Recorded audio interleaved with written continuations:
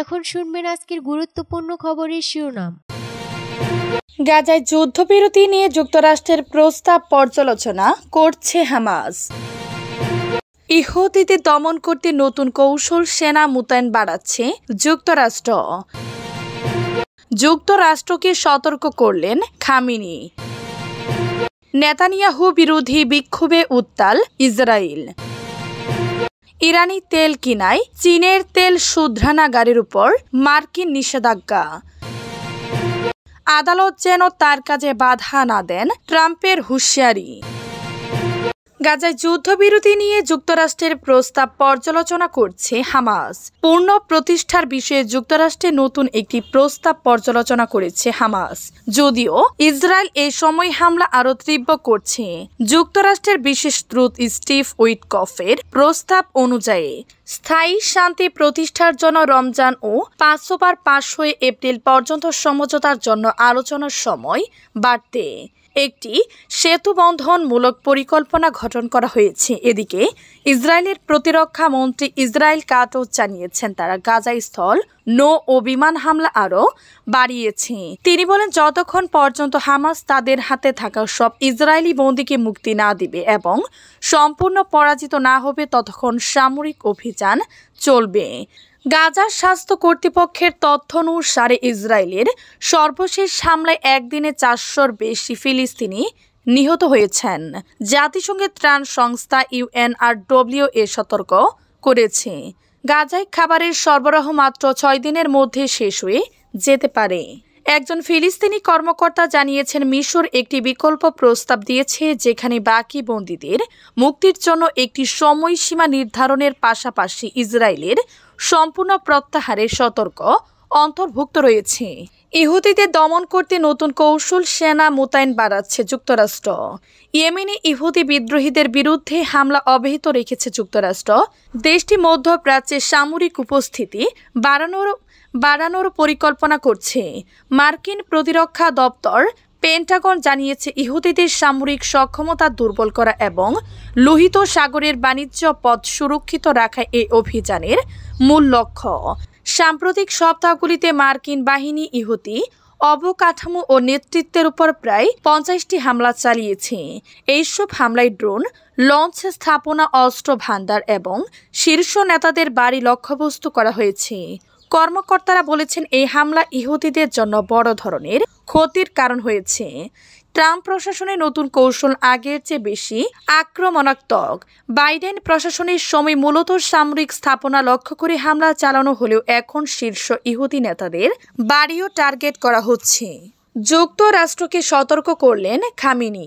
ইরানের বিরুদ্ধে হুমকির ভাষা ব্যবহার না করার জন্য ইরানের সর্বোচ্চ নেতা আয়াতুল্লাহ আলী খামেনি যুক্তরাষ্ট্রকে সতর্ক করে দিয়েছেন। আজ শুক্রবার নববর্ষের ভাষণে খামেনি বলেছেন, ইরানের বিরুদ্ধে কোনো জঘন্য কাজ করলে প্রতিপক্ষরা তাদের মুখে কড়া থাপ্পড় মারবে। তিনি বলেন, আমেরিকানদের জানা উচিত ইরানের সাথে মোকাবেলা করার সময় তারা হুমকি ব্যবহার করে কখনোই কোথাও পৌঁছাতে পারবে না। নেতা আরও বলেন, তাদের এবং অন্যদের জানা উচিত ইরানের বিরুদ্ধে যদি তারা কোনো জঘন্য কাজ করে তবে তাদের মুখে কড়া থাপ্পড় মারা হবে।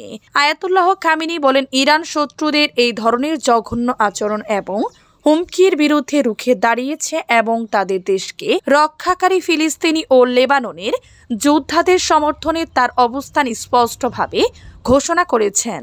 নেতা প্রতিশোধ ফ্রন্টকে ইরানি প্রক্সিদের একটি নেটওয়ার্ক হিসেবে পশ্চিমা মিত্রিত করার বিষয়টি উড়িয়ে দিয়েছেন। তিনি বলেছেন, দেশটির কোনো প্রক্সি শক্তি নেই, তবে তারা এই অঞ্চলে প্রতিরোধ যোদ্ধাদের সমর্থন করে। নেতানিয়াহু বিরোধী বিক্ষোভে উত্তাল ইসরায়েল। ফিলিস্তিনের অবরুদ্ধ গাজা ভূখণ্ডে নতুন যুদ্ধবিরতি ও হামাসের হাতে থাকা জিম্মিদের মুক্তির দাবিতে সড়কে নেমে বিক্ষোভ করেছেন হাজার হাজার ইসরায়েলি নাগরিক। ইসরায়েলি প্রধানমন্ত্রী বেনিয়ামিন নেতানিয়াহু নেতৃত্বাধীন ডানপন্থী সরকারের বিরুদ্ধেও স্লোগান দিচ্ছেন তারা। বিক্ষোভকারীদের দাবি, নেতানিয়াহুর সরকার দেশের গণতন্ত্রকে ক্ষতিগ্রস্ত করেছে। বিক্ষোভ ঘিরে ইসরায়েলের গুরুত্বপূর্ণ সড়কগুলো বন্ধ হয়ে গিয়েছিল। জেরুজালেম ও তেল আবিব থেকে বিক্ষোভরত অন্তত 12 জন গ্রেফতার হয়েছেন।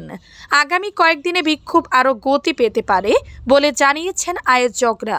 ইসরায়েলের অভ্যন্তরীণ নিরাপত্তা প্রধান বোনেন বারকে বরখাস্ত করার প্রচেষ্টা ঘিরে বিক্ষোভ শুরু হলেও 2 মাসের বঙ্ঘর যুদ্ধবিরতি লঙ্ঘন করা গাজায় বিমান হামলা চালানোর পর তা নতুন মাত্রা পায়। বিক্ষোভকারীদের অভিযোগ সরকার রাজনৈতিক কারণে যুদ্ধ চালিয়ে যাবে। 59 চিম্বির কথা ভাবছে না। এর মধ্যে 24 জন জীবিত বলে মনে করা হচ্ছে। যুদ্ধবিরতি অব্যাহত রাখতে বিদেশি সরকারগুলোর আহ্বান উপেক্ষা করে সম্প্রতি আকাশ ও স্থল পথে হামলা জোরদার করেছে ইসরায়েলের সশস্ত্র বাহিনী। এর মধ্যে দিয়ে গত জানুয়ারিতে কার্যকর হওয়া যুদ্ধবিরতি কার্যত ভেস্তে গেছে।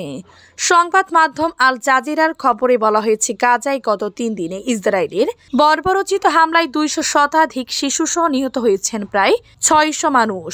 বিক্ষোভকারীদের অভিযোগ, নেতানিয়াহুর সরকার রাজনৈতিক এবং দলীয় স্বার্থে যুদ্ধ চালিয়ে যাচ্ছে এবং গাজা এখনো হামাসের কাছে জিম্মি থাকা 59 জনের পরিণতি নিয়ে ভাবছে না। ধারণা করা হচ্ছে জিম্মিদের মধ্যে 24 জন জীবিত আছেন। ইরানি তেল কিনায় চীনের তেল শুধরানাগারের উপর মার্কিন নিষেধাজ্ঞা।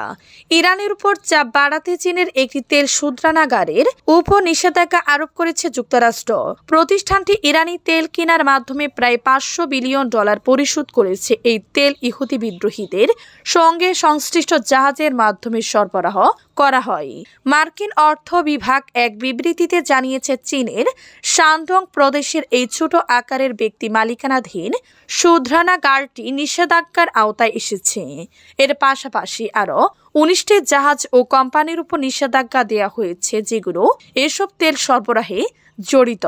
প্রেসিডেন্ট ডোনাল্ড ট্রাম্প ক্ষমতায় ফিরে ইরানের বিরুদ্ধে সর্বোচ্চ চাপ প্রয়োগের নীতি পুনরায় চালু করেছেন। এর আওতায় এরই মধ্যে দেশটির তেলমন্ত্রী সহ কয়েকজন ব্যক্তি ও প্রতিষ্ঠানের উপর নিষেধাজ্ঞা জারি করা হয়েছে। যুক্তরাষ্ট্রের পররাষ্ট্র দফতর বৃহস্পতিবার চীনের একটি তেল টার্মিনালের উপর নিষেধাজ্ঞা ঘোষণা করেছে। এক বিবৃতিতে পররাষ্ট্র দফতরের মুখপাত্র টেমি ব্রুস জানান, এই পদক্ষেপ ইরানের তেল রপ্তানি শূন্যে নামিয়ে আনার প্রচেষ্টার অংশ। মার্কিন অর্থমন্ত্রী স্কট বেসেন্ট বলেন, চীনের এসব শুধরানাগার ইরানি তেল কিনে দেশটির অর্থনীতির মূল চালিকা শক্তি হয়ে উঠেছে। আদালত যেন তার কাজে বাধা না দেন, ট্রাম্পের হুঁশিয়ারি। যুক্তরাষ্ট্রের প্রেসিডেন্ট ডোনাল্ড ট্রাম্প বৃহস্পতিবার তার কাজে বাধা দেওয়া বন্ধ করতে ভেনেজুয়েলার কয়েকশো নাগরিককে যুক্তরাষ্ট্র থেকে বের করে এলো সালভাদোরে পাঠানো নিয়ে আদালতের সঙ্গে দ্বন্দ্বে জড়িয়ে পড়ে ট্রাম্প প্রশাসন। এরই মধ্যে আদালত নিয়ে এই মন্তব্য করলেন ট্রাম্প। এতে করে দেশটির সাংবিধানিক সংকটের দ্বারপ্রান্তে চলে যাচ্ছে বলে আশঙ্কা করা হচ্ছে। গতকাল বৃহস্পতিবার ওয়াশিংটনের কেন্দ্রীয় সরকারের বিচারক জেমস বোমবার্গ